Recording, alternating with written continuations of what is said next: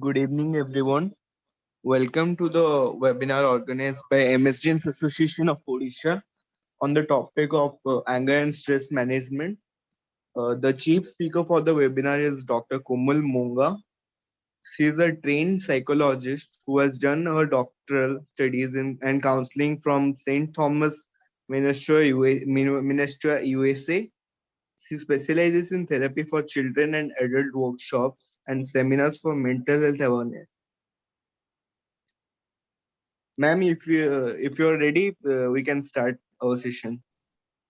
All right, thank you so much for the introduction. Yes, I'm ready. And let me screen share.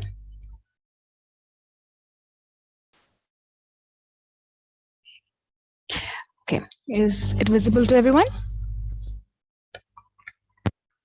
All right, Yes, thank you so much. So since I can't see any of my participants, they're all on a blind participation here. Sorry?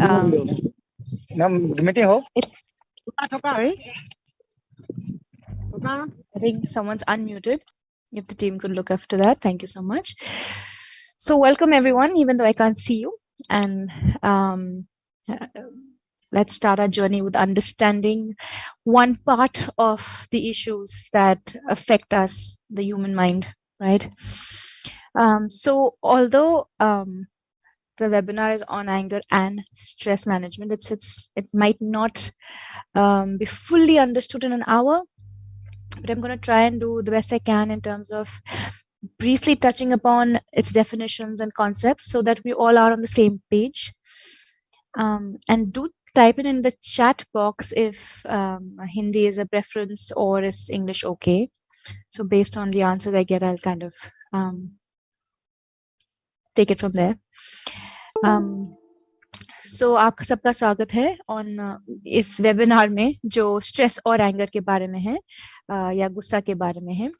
ये दोनों ही बहुत बड़े concepts हैं, शायद एक घंटे में किसी को भी समझाना मुश्किल है, बट मैं ट्राई करूंगी to explain it. Okay, and so I've been told that English is okay, so I will go ahead with a single language.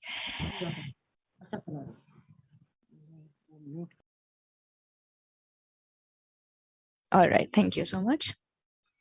All right. Oh, why is my slide not going further? Achha, I'm supposed to click my mouse, sorry.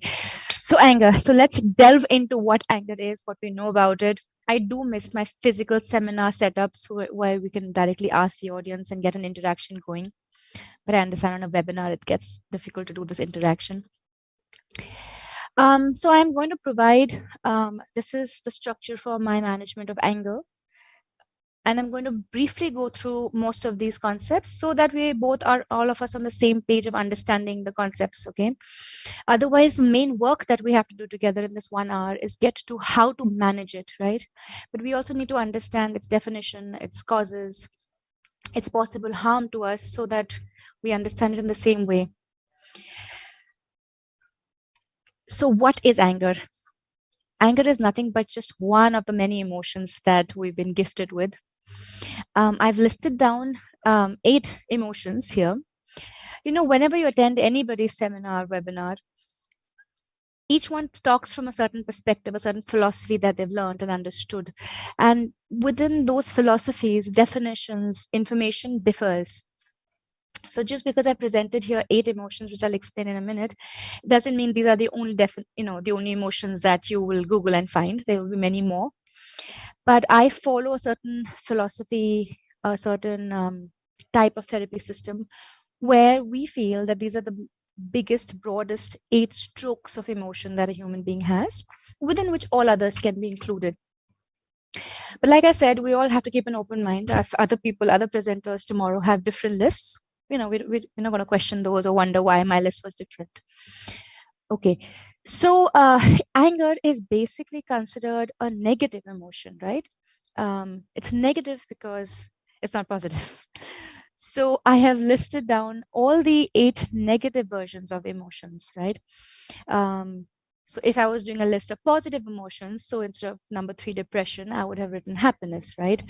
Instead of anxiety, I would have typed down concern. but I stuck to the one half of the emotions, which is negative emotions.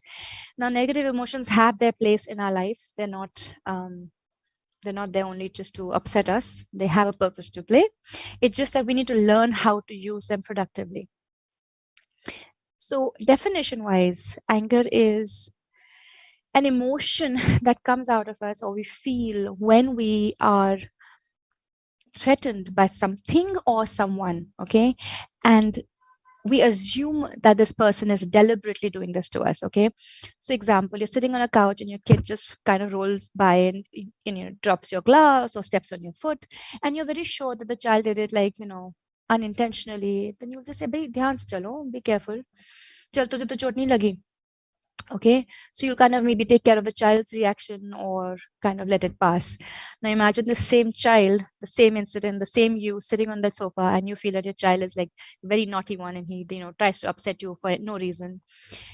Then the same dropping of the glass or hitting your foot while he walks by you will accuse him of having upset you. So you'll say, "Arey, क्या देखकर नहीं चल सकता, हमेशा तेरे को ऐसे करना पड़ता है." So you might use any sort of words. The words don't matter to us, but you see the underlying emotions or the reaction is different. Same behavior, same person, same incident, but it's the deliberation in the behavior's act which makes you feel anger. Okay, and it's one of the hardest emotions that we, even as psychologists, find to help clients, and even clients report to find it hardest to overcome it. So, I mean, personally, also, everywhere where I've felt anger, I've had harder. I've had to put harder effort to change that aspect of me. But if I felt guilt or depression, it's been relatively easier. Why it's that? It's a little longer discussion. It's about how the anger manifests in a certain part of the brain that's easily triggered and stays triggered. But it won't change how we kind of have to work on it, right?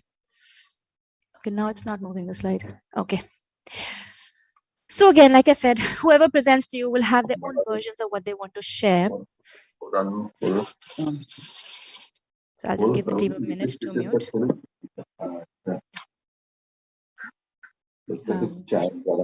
Or should I just keep talking? Can you mute, Tim? Thank you so much. All right. That happens when people log in new, right? No problem. My slide changed.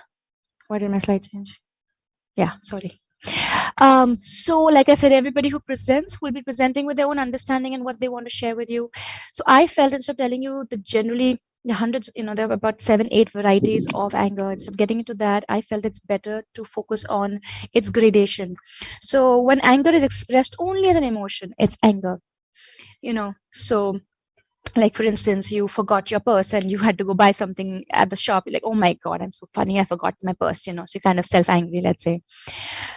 But an aggression is when the same behavior that you've done, you respond to a very higher level than required for that situation. So you forgot the wallet, let's say again, and then you kind of really beat yourself about it. I'm so stupid. I always do these things. There's nothing in my life I do well. I always end up, kind of getting into this messes all the time.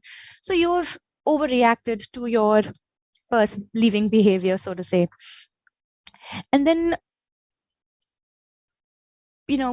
taking this lack of remembering a purse to another notch up, and you get into a rage where maybe you kind of throw your bag down, or the things you've shopped, and because you were such a stupid fool, you forgot your bag, your purse, you kind of slam your bag down and burst out of the mall with anger on yourself, of course, for forgetting the purse. So that's rage.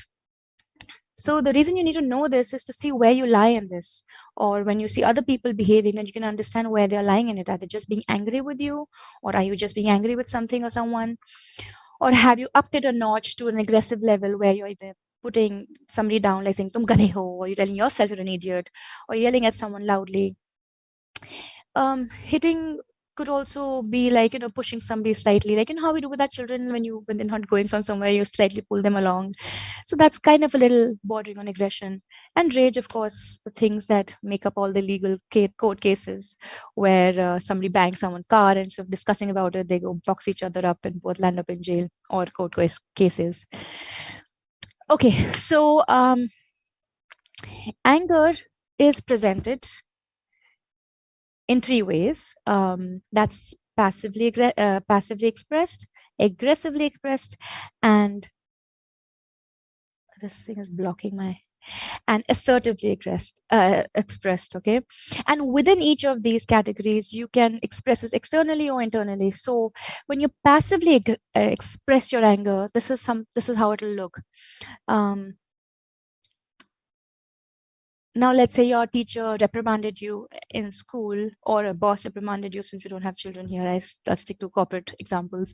So your boss reprimanded you for something you haven't done, probably another colleague's fault because of which your work wasn't done, and you know that. And so you feel bad that you were reprimanded for something that was not your mistake, and because the boss anyway doesn't like you, so he just waits for a chance to pick on you. So that's your event for being angry. And now if you're a passive recipient for anger, that's how you choose to respond to your problems of life. You'll feel upset about what happened to you, you'll feel angry about what happened to you, but you will not show it in a very clear way. So you might next time do something bad to the project, or say something bitchy about your boss or somebody else, and that way take out your aggression. Now, these both are, one was an example of an internal way of expressing and one was an external way of expressing it. Same for an aggressive response, you could immediately reply back to your boss, maine kuch nahi kara, I have done nothing, it is that other colleague because of which my work is stuck. So you're aggressively expressing yourself but externally. And if you were to aggressively express yourself but internally, then you'll be fuming inside, and you'll show your face expression, and you'll kind of walk out of the particular meeting, conference, or table to, because you can't bear the fact that this has been done to you. And if you are assertive, then you will tell your boss in an external format that, I don't think it's appreciable that you don't know who's to blame and you're blaming me. I haven't done this. It is that colleague's fault. And if it's an internal system that you have got going, then you'll assertively tell yourself, well, the boss, as usual, doesn't take care of who's done what. He just needs to pick on people and ventilates, you know. So you've been assertive about your anger. You're accepting it that that's the boss's foolishness, and you're internally managing it. So this is how many of the styles of anger get expressed. What are the costs we bear of being angry? I think most of us know that. That's why we hear and that's why we have the seminars. But at the same time, it's always good to revise in a quick succession what all entails as costs of anger, right? There are legal costs. I mean, I think most of the FIRs that get booked are based on anger reactions, because that's why the police always tries to sort it out, give each client time, then you do the FIR so that you can have a breather and maybe not file the FIR. So there's a lot of legal complications that happen. One hits the other. So then, one has to kind of pay the price for it in the legal system. When I say mental, I mean, you feel bad. You feel bad about who you are, or you feel bad about the world you live in. Social, you lose contacts. There's less interaction with people if you're an angry person, no matter which kind of a format of presentation you have, as long as you are very angry, social contacts become hard, because constantly people challenge, your mental health. So it's harder to maintain relationships. Basically, a lot of people get breathless, get other sort of aches and pains which limit them physically. They start gaining weight also with a lot of anger, losing weight with a lot of anger. So funny things happen to your body.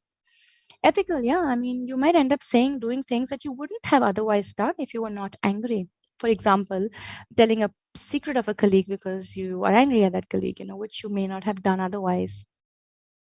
Financial consequences, you might make purchases or not make purchases because you had an angry interaction, as an example. Medical, of course, in the long run, this is what happens, hypertension, sort of multiple heart related issues, asthmas, if you already have, get further triggered, and the list is long that comes under that. Spiritually, that's a point I find less mentioned. The more anger you have, the more you block your chakras, the more you block your various body parts in an energy sort of way. So it's harder for you to meditate, it's harder for you to be nicer, it's harder for you to get the spiritual gains that others can get with the same effort, because everything in you is blocked. So imagine you're pouring water into a glass and it has different layers of blockages, so the water won't go into the glass because it's been blocked at different areas. So that's what anger does. Okay. I see some chats coming up. Let me see what those are. Okay. Thank you. And the last point is self-evaluation. Um,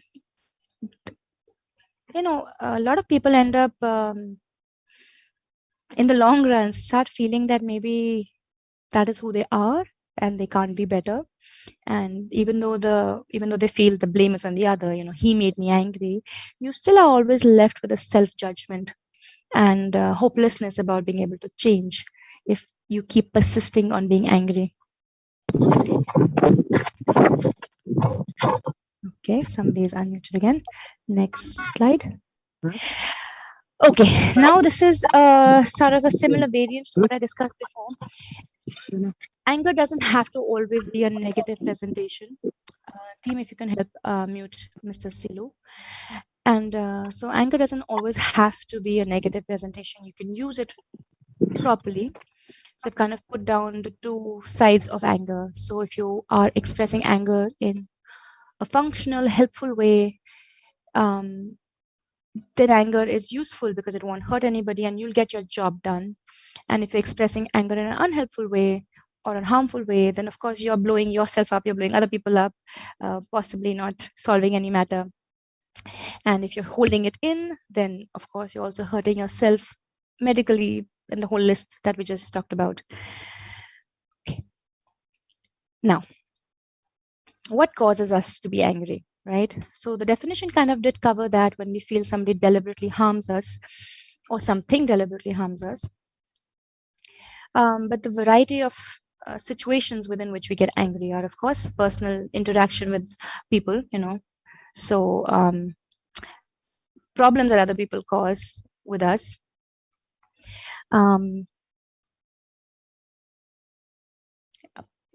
Again, a part of the personal gambit where people cancel plans, sudden changes happen. Things you can't control, like traffic jams, sudden accidents, somebody driving badly and hits you. A past event that you think has kind of happened with you and now it's gone, but still comes back to, keep upsetting you. Early traumas, this even goes back to your birth. I mean, literally the birth process, the whole pregnancy process, your embryo, it starts from there, if not the life before. I had a client once who, so she was, I think, the fourth or the fifth pregnancy of her parent, and a pretty wealthy family at that. But of course, they wanted a boy, and that's what they kept trying. So for her, the trauma of her life kind of started way back during the pregnancy process. The mother kept praying that I hope it's a boy, and when she was delivered, she was not loved by the parents, nor held immediately by anybody, because there were anyway enough kids that they've loved, and they wanted a boy. So I mean, for such a person, when you do therapy, you'll come to know that that even earlier on that's where it started, and so many of us don't know these things about ourselves. Hormonal changes, which would include the general changes that happen as you age. It includes changes that happen due to the food you're eating. It happens due to the illnesses you're suffering from. So even those things change your hormonal balance and therefore likely to get you upset. Okay. Oh, that went back. Sorry. No, that's going back further. Okay. So team, can you share the questionnaire with the participants, which they can fill? It'll take about a few minutes to do so. And then I can, and then you can upload your answers in the chat.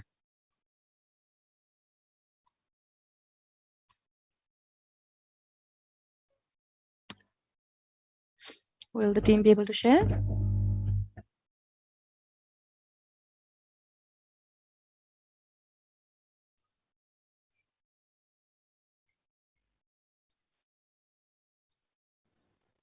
Yes, ma'am. The link is shared there.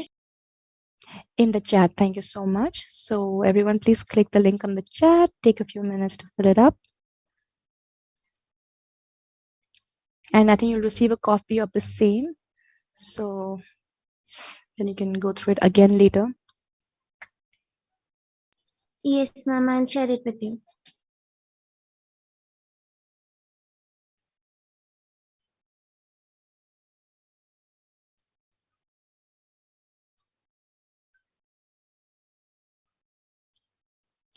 And participants, before you hit the submit button, just have a count of your either true or false. You can just count one of them. The total number of questions are 25. So you can just count your 25 trues or falses and then put that in the chat.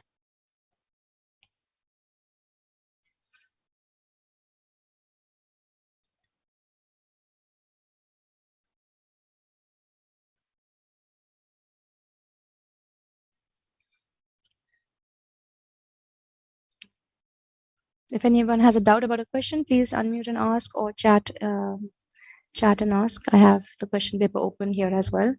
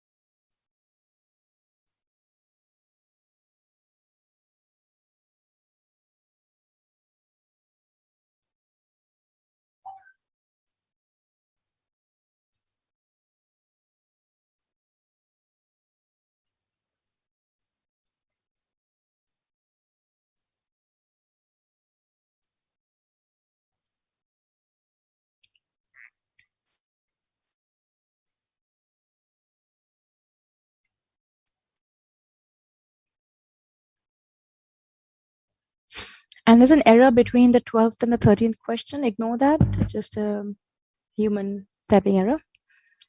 So it just says true and false. So you can skip that from 12th. So it comes after 12th. Skip one box and go to 13th.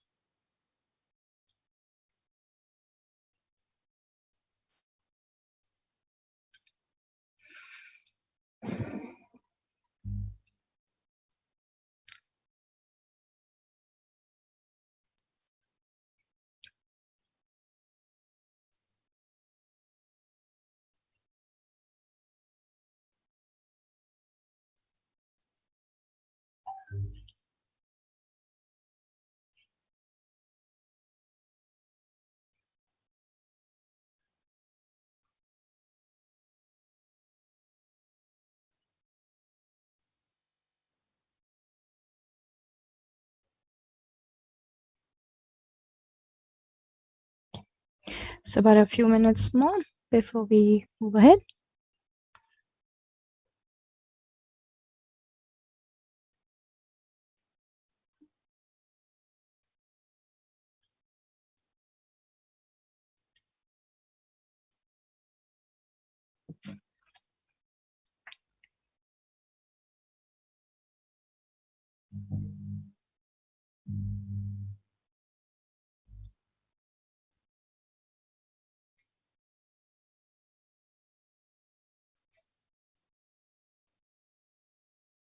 I do hope everyone's feeling it. It'll be useful for you.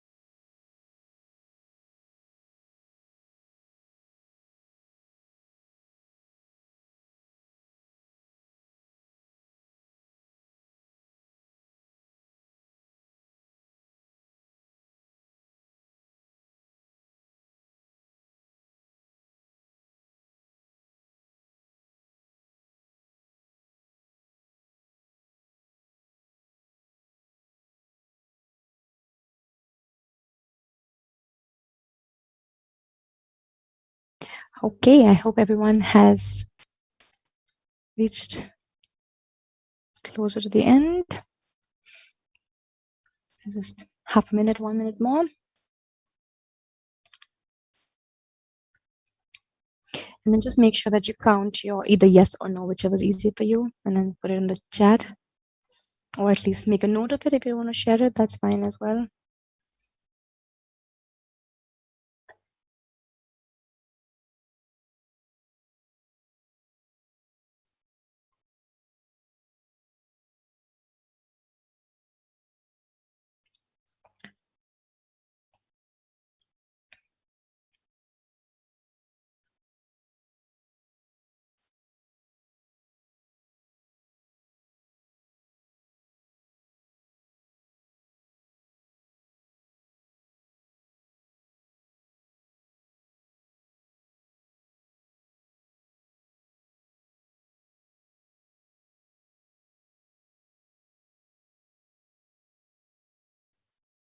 Okay, so we've got one reply, so I'm assuming that means people have started finishing it. Excellent. So go ahead, finish it, and let me share the screen so that you can understand your results. Okay, now this is what the results would mean. If you have answered a yes to more than 10 questions, it means that you're dealing with anger as a primary emotion in your life, and it needs a serious degree of work for you to be done. So that, thank you. And if you have answered to 5 questions, then you do deal with angry reactions and anger, and maybe some management techniques would be enough for you to cross to the other side and be more assertive than angry.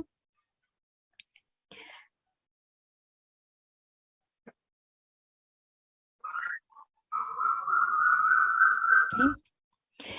And also specifically, the questionnaire requests you to focus on the last 4 questions. If to the last 4 questions you have answered a yes, if to the last 4 questions you've answered a less,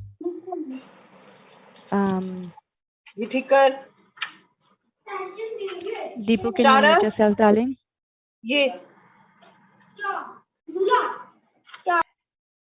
Thank you. All right, where was I? So if to the last 4 questions you answered a yes, then again, we are on security alert. Okay, and then this just as well you're attending the webinar. All right. So I hope that was helpful to give you a reflection as to who you are and where you lie. And you will be getting, I think, the same questions in your emails.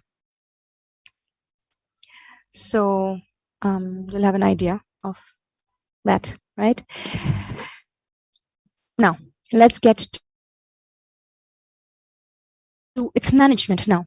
Okay, so you've understood what anger is, you've understood its types, its possible costs, and how when anger is presented well can also help you, right? Now, how do you get to that anger, and what is anger management? So a management just means doing something properly, right? So anger management would be doing your anger properly, managing it properly so that it brings you benefits versus costing you in any of those long lists of costs. I think the first step of changing anything is awareness, right? So you understand that you have a problem. The questionnaire kind of helps you understand what are the possible ways to look at yourself to see if you have anger issues. And then you need practical tool steps to help you. Now, there is quite an inexhaustive list when it comes to changing yourself, working on your anger. I have presented with, for the sake of time, just 4.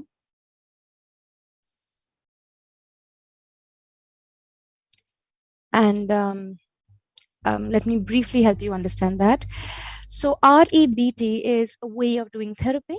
And while I'll only focus on anger when I explain this concept, it can be applied for any emotion that's unhelpful, that's negative. Breath work, again, I will explain to you vis-a-vis anger.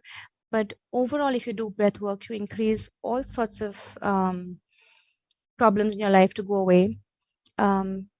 Progressive relaxation, again, I am going to explain it within the context of anger. But if you do it every day, you will not only sleep better, you will eat better, a lot of your lifestyles will get better. Spiritual development in terms of how to spiritually, what can you do spiritually to change your way of looking at anger? And again, it can be applied to all situations in life, right? Okay. So now, anger as a dysfunctional experience or an emotion, that's why we need to work on it, right? If you were functionally able to express your anger, you wouldn't have a problem. Now, when an incident A happens, so A is the adversity, okay? It's the acronym for adversity. In that adversity, you get upset because something is blocking your goal. So let's say you want to go to the office on time, but your wife is telling you something and it's making you late. So you're very angry with her. Jaldi bolo, mujhe jana hai. So she's blocking your goal of leaving early or on time. Your rules get transgressed. That's the other reason that you will feel angry. So your rule is that people should not lie, let's say, and you caught a friend who told a lie. So you tell that friend, listen, tu mujhe ठीक ठीक बता देता, I would have not been upset. ये झूठ बोलने की क्या जरूरत है, you know? And then that's why you feel angry. Not so much that the friend lied, but the fact that it was a rule that you had which got broken. And the third reason why anyone experiences anger, when there's a threat to the self-esteem. So, oftentimes people have said, "Teri himmat kaise hui mujhe bolne ki? How dare you speak to me like that?" So, the person is feeling threatened personally. So that these are the 3 variations in which any person experiences anger. And anytime you experience your anger, if you kind of look at it, you can put it in any of these 3 brackets. Now, the thing with adversity is that is not in your control. You can't change most of these adversities. You can't control when your wife will suddenly stop you when you're going, you can't control who'll bang into you. You can't control the abuse another person kind of spits out towards you. So adversity itself is very hard to control or prepare for. And that's why, we call it a problem, that okay, it's a problem. Now you're faced with this adversity, you're faced with the problem. Now what do you do about it? That's the whole game of life, right? So those who are better able to handle anger, or you don't see them getting angry as much, it's not necessary that they don't have these 3 issues in their life, right? It's just they manage it better. Oh, sorry. Okay, now why did the view change? Sorry about that again.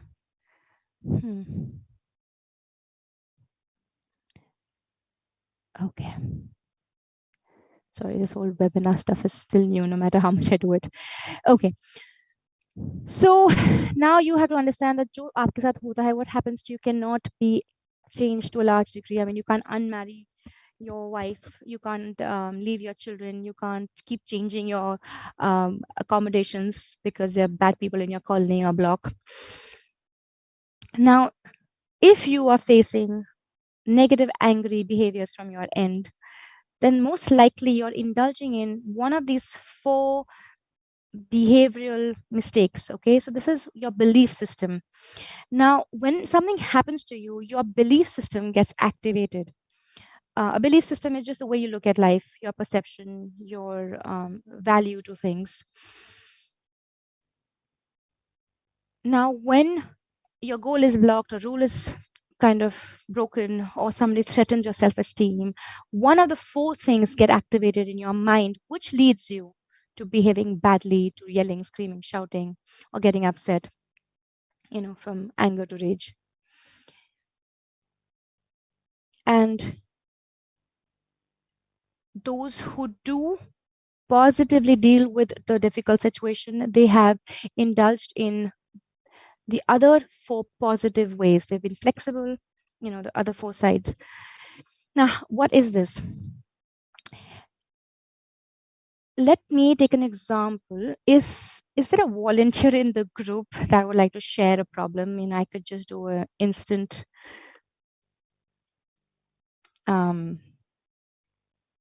explanation of this ABC chart. Is there someone who would like to volunteer? If not, of course, I'll share my own example. But in case there is someone, it'll be helpful for you. You'll get your problem solved and people can see it live. I'll give people a second to think about it. And if yes, you can just put your name in the chat and then the team will let you unmute. That is if you can't unmute yourself. Where did it go? Anyone who would like to share a problem of anger that they recently experienced?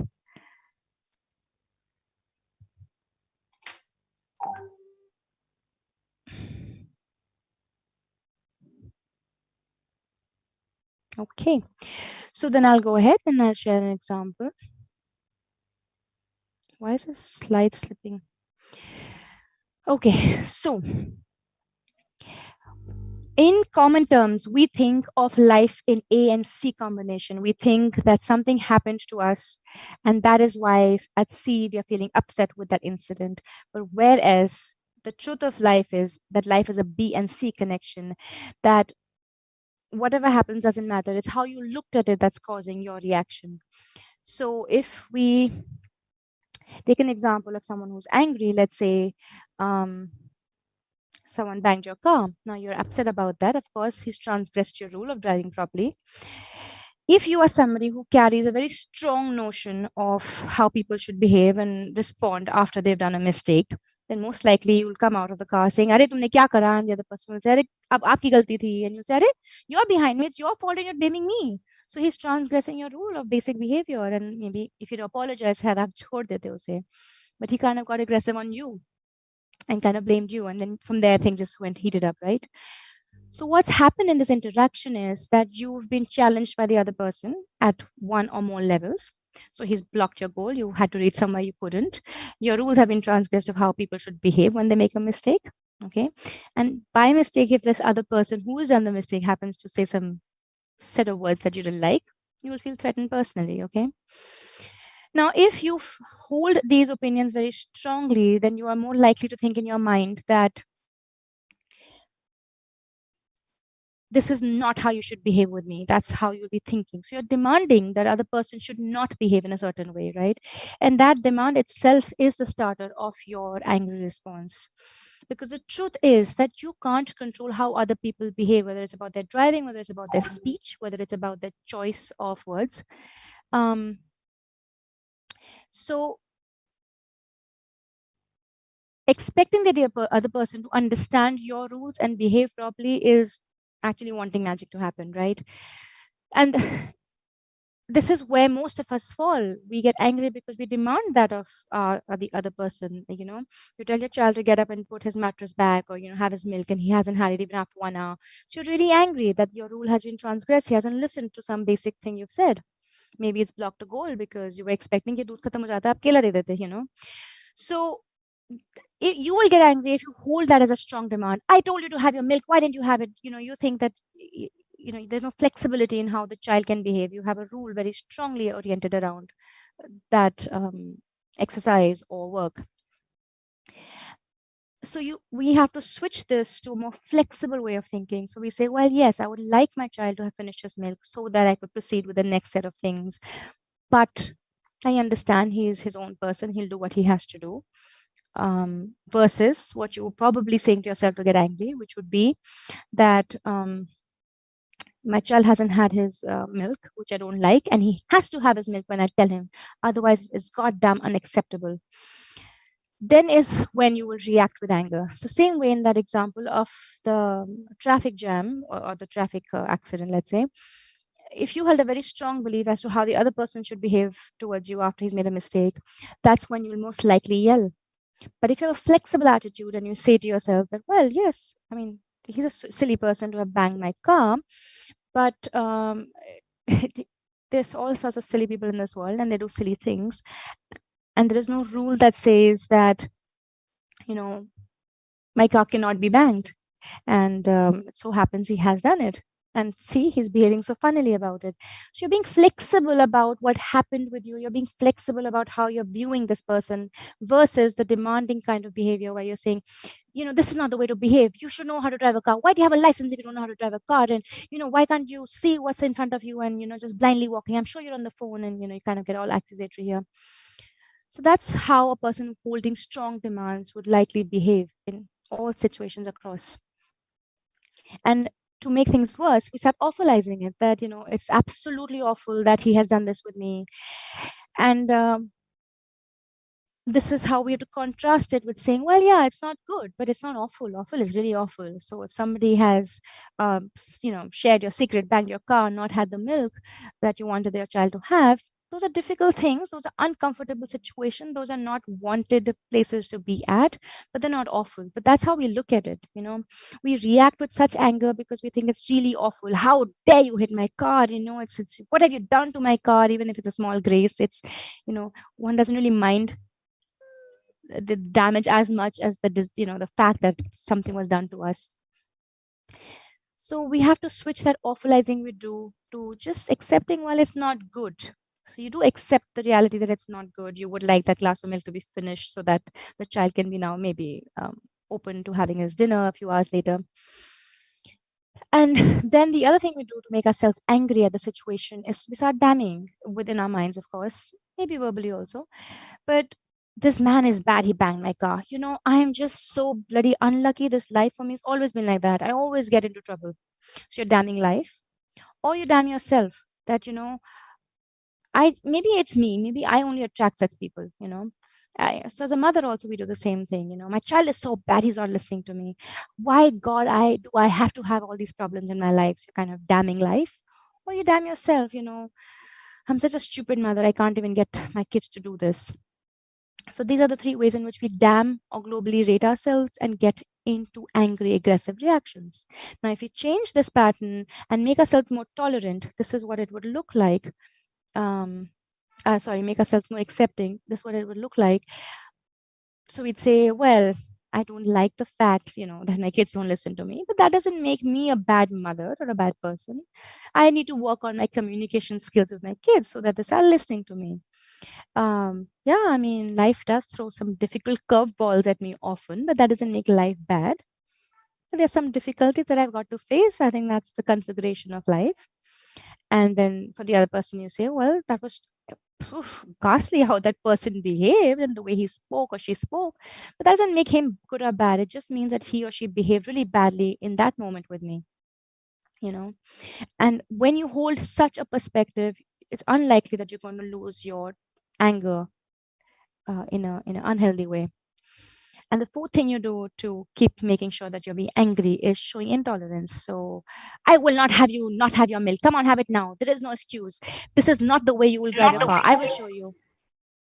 I will show you, that kind of a response. So that's intolerance for the other person or intolerance for the situation. I can't bear this, yeah. I'm not going to, drive this car again, or I'm not going to drive in the stupid Delhi traffic again. People are just so stupid, and, you're going to be intolerant. Now, when you're holding intolerance to the adversity that you're faced with, yes, you will end up having a stronger angry reaction. And its positive partner would be to tolerate it. So you say, yes, I mean, well, it's really hard to keep telling your kids again and again to do their, studies or whatever. And it's really difficult when people don't behave well in a traffic, even in a traffic lead, in a heavy traffic road, people bang into each other. But I will tolerate it because it's better for me. I don't want to get my blood pressure up. So you don't let the situation be over you, you're kind of hanging in there with it. So with such a tolerant attitude, it is unlikely that you'll present yourself with angry outbursts. Okay, because then you're not making any black and white assumptions. You're being calm and quiet about the incident. Okay, so we'll go into the other three aspects towards the end, depending on the time left. Okay, because it would be nice if I only to the end. So yeah. Okay, we started a little late because we're waiting for people to join. So now let's quickly go through stress. What is stress? Again, I'll do the definition, types, and its costs briefly, and then go into management in more detail. So what is stress? Stress is basically an experience you have towards something that you can't manage. Okay, so you only feel stressed when jo tumhare sath ho raha hai, it's more than what you can give it. Okay, and and again, the experience of stress doesn't always have to be bad. A lot of us are able to um, be more fruitful, more useful, more positively oriented when we are stressed. Kind of depends on your personality, kind of depend on the project that's going on. So stress also has its two sides, a positive side of stress, the eustress, that you feel motivated when you're on that timeline, and then the negative side of stress, the distress, when you're feeling that you can't manage, you can't cope. And when you feel you can't manage and cope, that's the part we are interested in. If you can manage and cope, you're happy, but that part of stress which is hard for you to manage, the typical response you have is of a flight or a fight. So fight is you get really aggressive, angry, and you're like, oh my god, you kind of ventilate and do stuff like that. And flight is when you kind of abandon the project and go, or you feel like abandoning the project and go, when you leave the meeting in a kind of I can't do this, it's too much for me kind of a response. So the levels of stress or the types of stress is either acute, immediately something has happened, like you're on the phone doing an office deal and suddenly you hear your partner or somebody in the house scream out because something fell on that person, and at the same time you remember that you had to meet somebody somewhere in the next 20 minutes, so too much has happened in that one moment, you weren't prepared for it. So that's acute, it's immediate, right? Then it's episodic, which means only when your mother-in-law comes visiting, or only when your kids come visiting from their breaks, or when that particular boss has those meetings. So it's episode, that us samay ye hota hai. Chronic is like you're stuck in a bad job, you just don't like it, difficult marriages. So you're chronically feeling the stress of that relationship or of that situation. And each of them have a different effect on our body, all of which is negative. So the episodic or the acute are the shorter versions, the short-term stressors. They affect us emotionally, physically, cognitively, behaviorally. I've put on an exhaustive list here, most of which you're aware of. So I'll just quickly, for the sake of time, speed on. And the longer term effects of stress, which is the chronic stress, which you're kind of stuck for a long time in a situation that's you're not able to cope with, leads to severe health issues, cardiac issues, obesities, skin and hair problem, and different gastric issues. And then, of course, mental health issues like anxiety, depression, and even personality disorders to an extent start developing with very high chronic stress. Okay.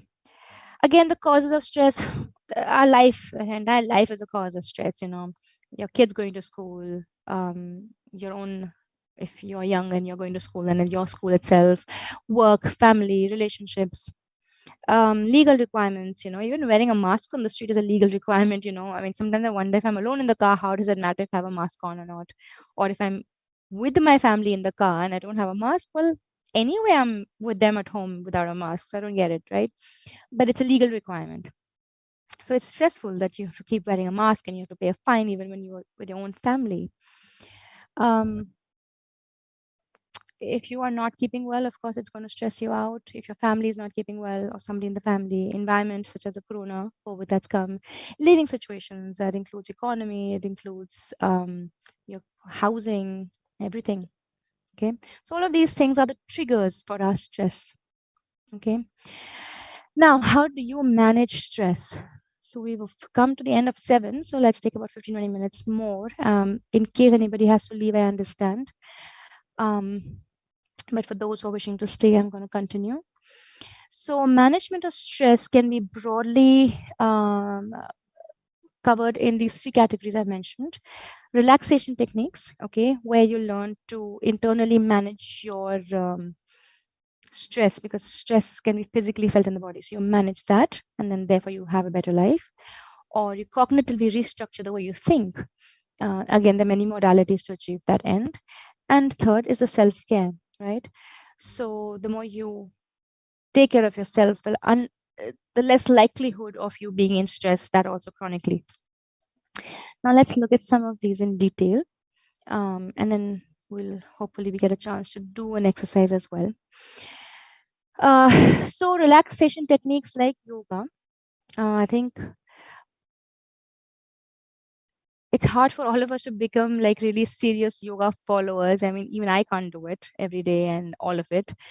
So, I mean, my recommendation would be, of course, to go for the actual thing, but otherwise just pick up 1 or 2 things, like, either the Surya Namaskar or the pranayam or whatever, just 1 or 2 things that you feel you can easily do and learn.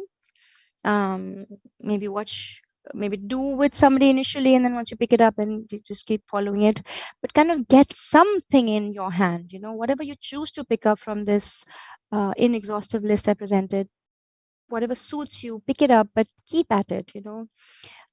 Like I said, the A is not going to change. Problems are going to keep coming into your life, and the only thing that you can do something about it is change yourself, right?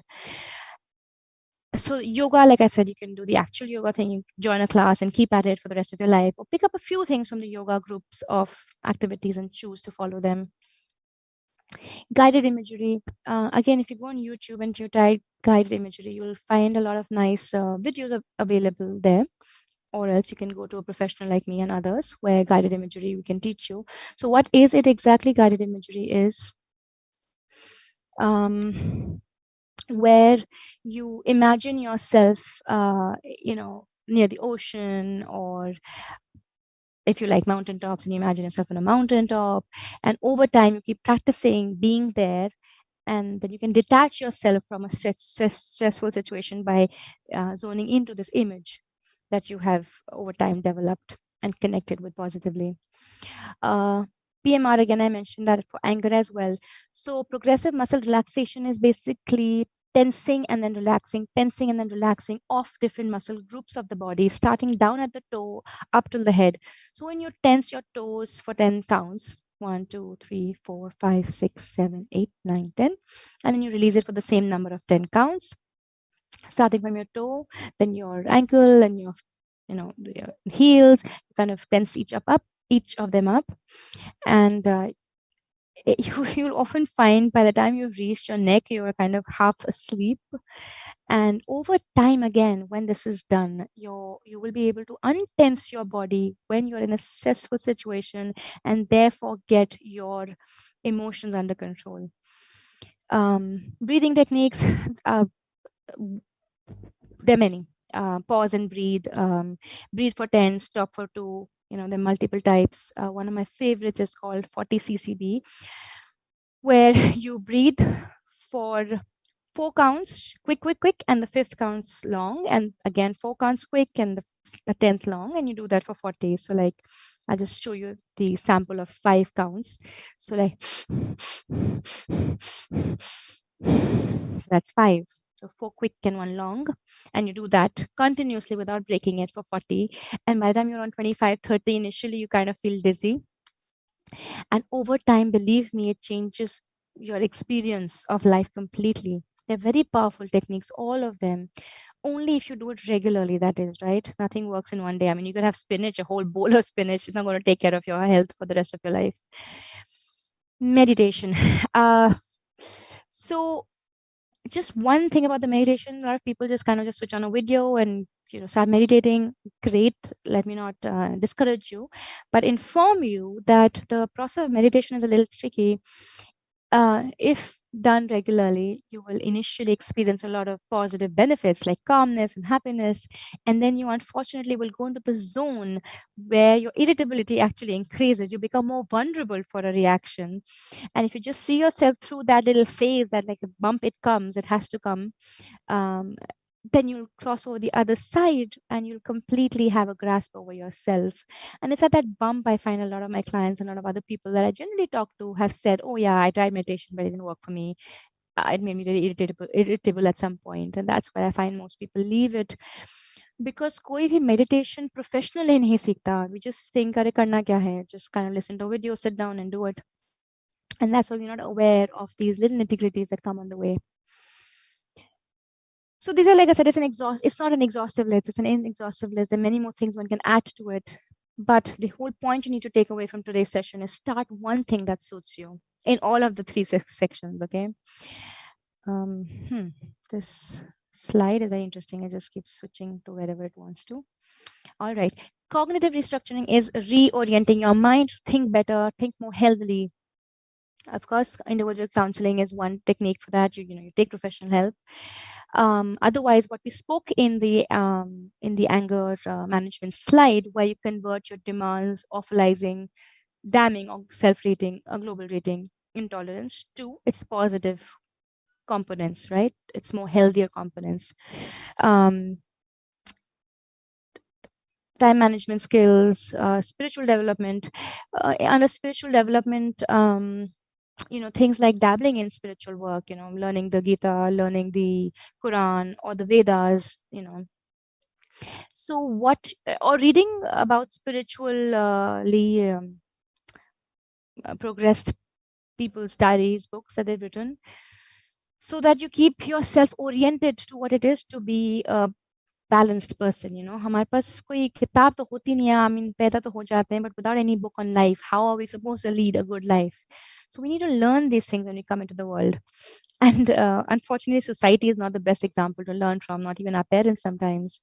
So therefore, spiritual development would include all these aspects, where you're looking at maybe not religion, but looking at faith, looking at dabbling in these spiritual books, webinars, seminars.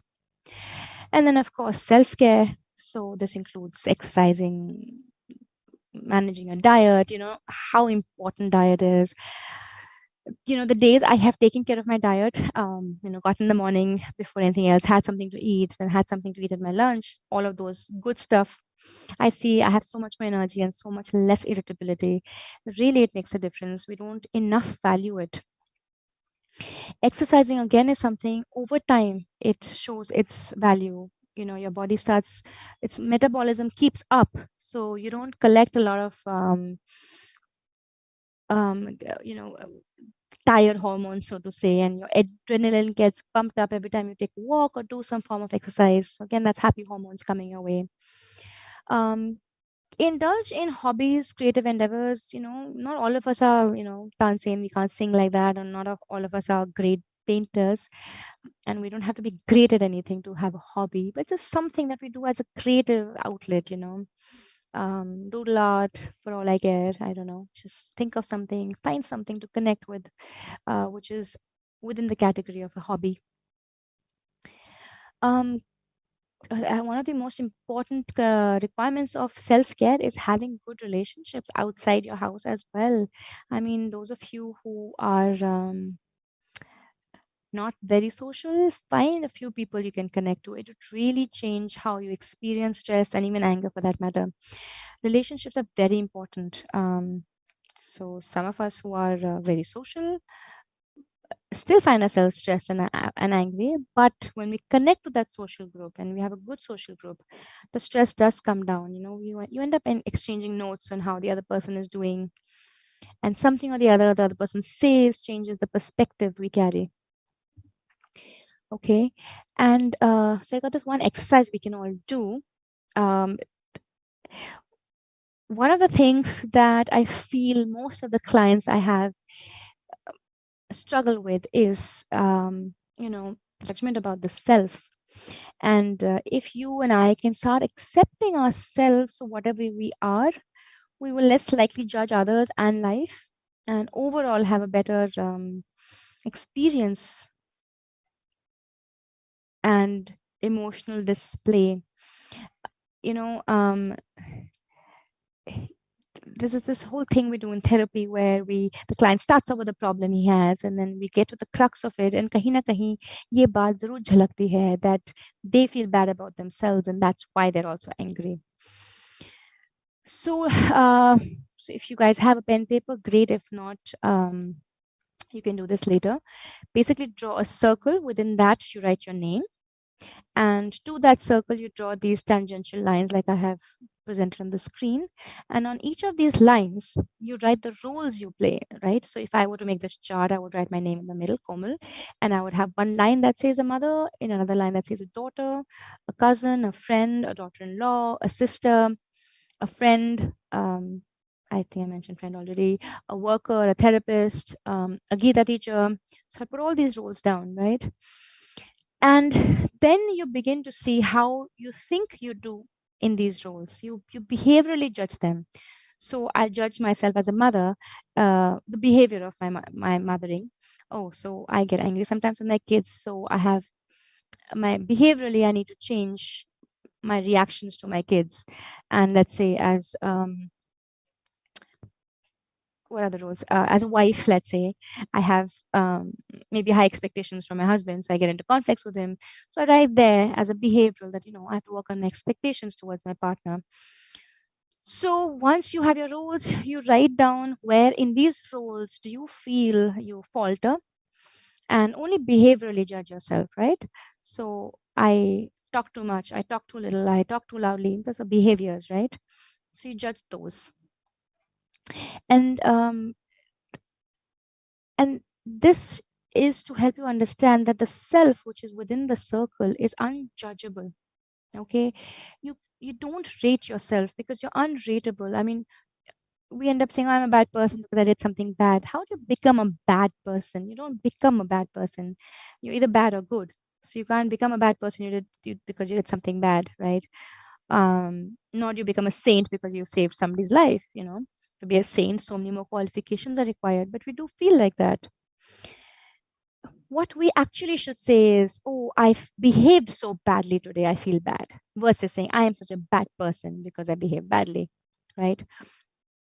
So this exercise kind of helps you remember that rule that the self, which is playing all these roles of life, okay, is unjudgeable. So Komal has no judgment. She's neither good nor bad. She is who she is. She's just Komal, right? There is no definition to her personhood.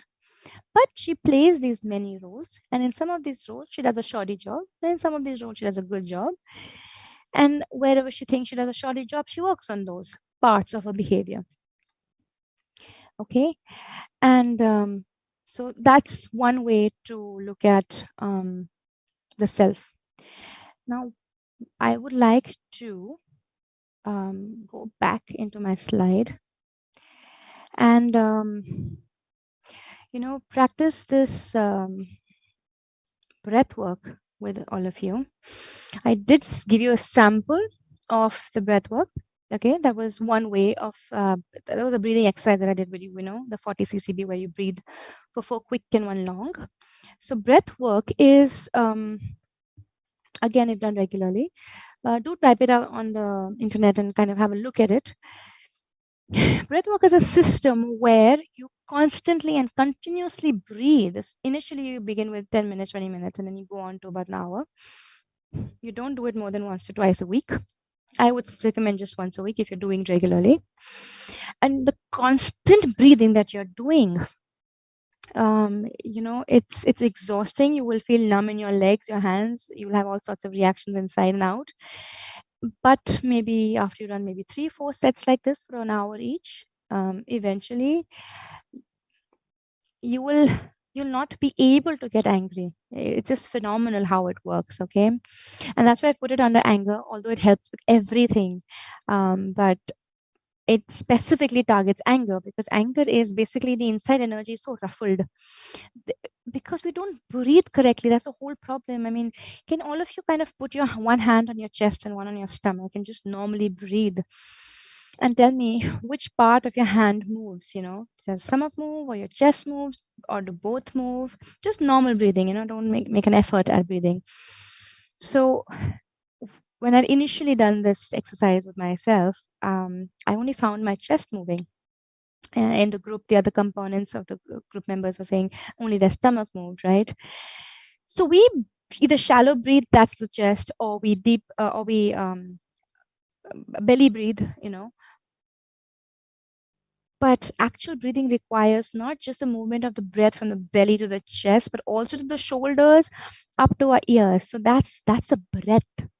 What we do, we do a joke of a breath. Okay, we've forgotten how to breathe, and that's why across the borders, most of us are losing it. I mean, even therapists and other people, everyone is very susceptible to upsetness because that one thing that holds the body together is the breath, and we don't even know how to breathe.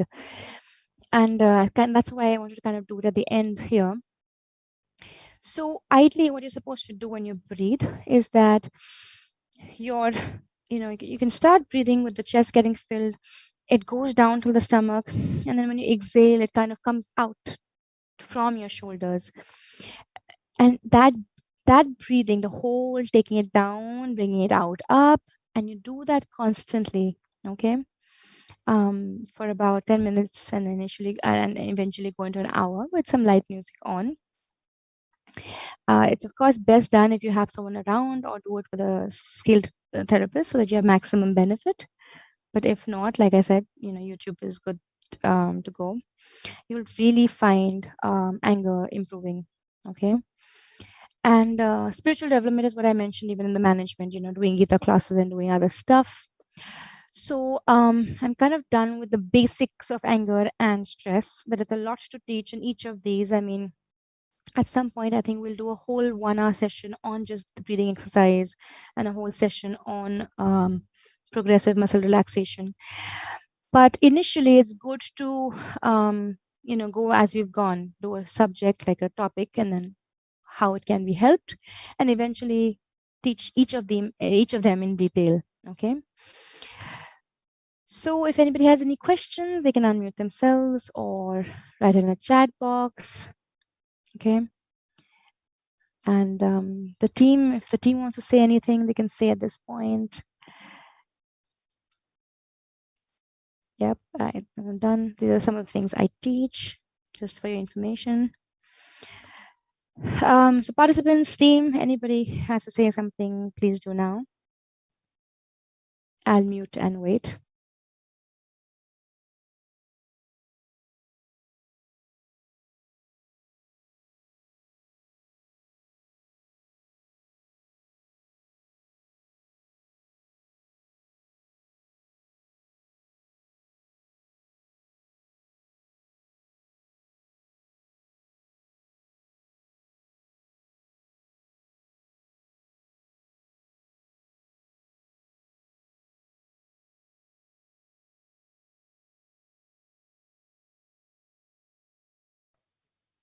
Ma'am, if you could just put your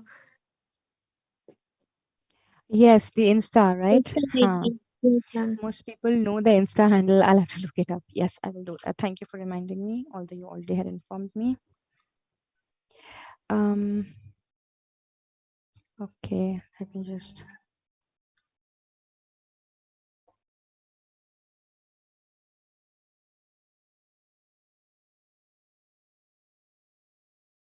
I just recently started this Insta stuff, so I never remembered it. Okay, I found my Insta handle name.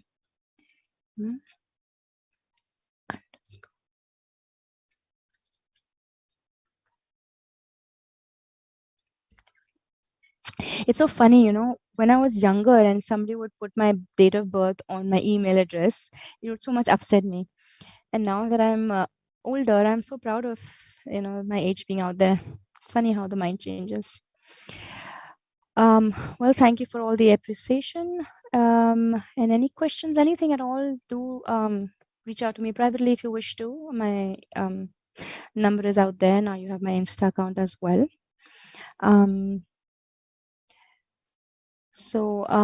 Just as an information, I do give free therapy, but I've kind of been doing that for a long time now. So I've changed that format, and I give about 5-6 free sessions, and then from there, if you still need, then we can look up maybe a very affordable package for you or something. But at least the free 5-6 sessions you should come and take. You don't all have to be disturbed and upset about life to need help. You can want to do better. You just want to get better and stay better. So that's another reason why you can look at therapy or other self-help formats. Okay, so I feel that the group is carrying no questions today. Thank you so much to the team for organizing this. It takes a lot of effort to get a webinar conducted and done. And I really appreciate the team for giving just, all of us an opportunity to connect together over these very important matters, and me a chance to present as well. Thank you Okay. so much, ma'am, for coming here. And we love to hear from you the mental health awareness. It was really amazing and very helpful for all of us. And we'll surely look up to our controlling our anger further.